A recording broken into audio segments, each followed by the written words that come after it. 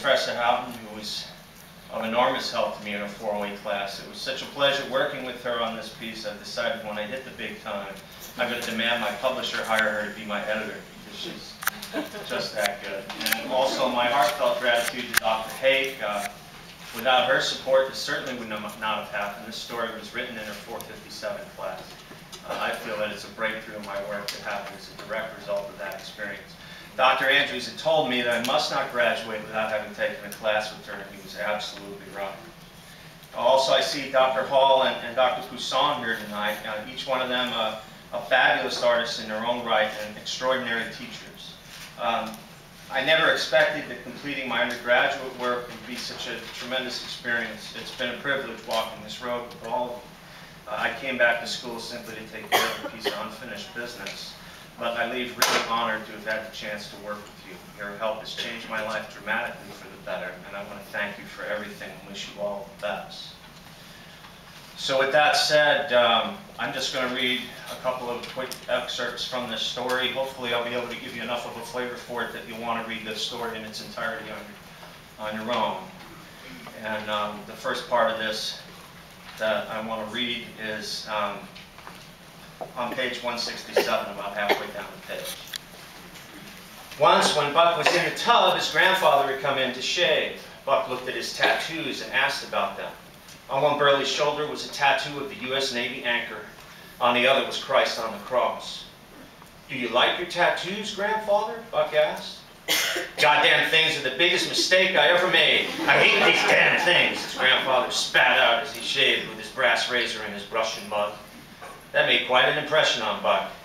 After all, his grandfather had laughed the night Buck vomited hot dog and root beer slop all over the hallway carpet while running to the toilet. Buck had expected a beating, but his grandparents never hit him. His grandfather had once lifted Buck by the ankles and banged his head on the floor until the money fell out of his pockets. But that had been funny, and they had all laughed. "I'll teach you to brag about having money, young man," he said to Buck, so loud the walls of the house shook.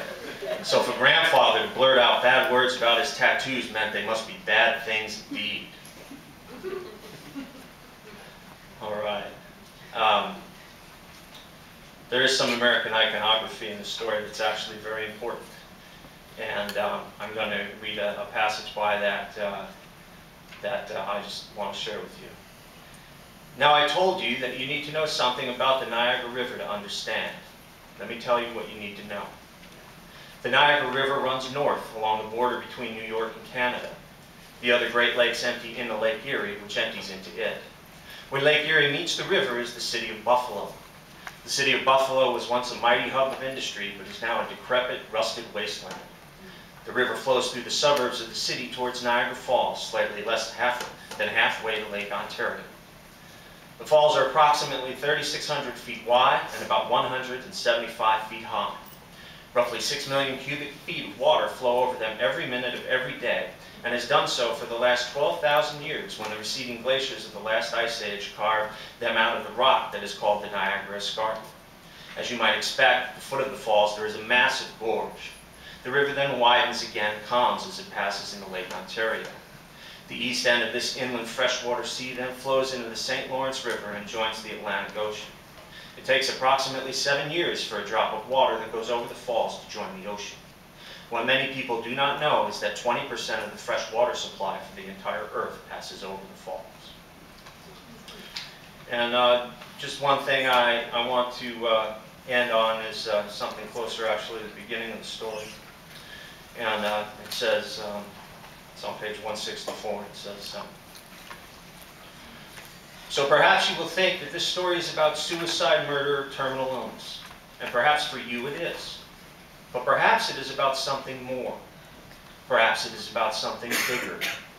Perhaps a mind, in an attempt to remind itself, to prove to itself that it is not alone, to overcome its separation from all the other minds it sees but does not touch, attempts to communicate something to another mind. All this attempt may produce in the end is a knowing nod. Identification, communication, the echo of an idea perhaps. But that is enough." Thank you very much.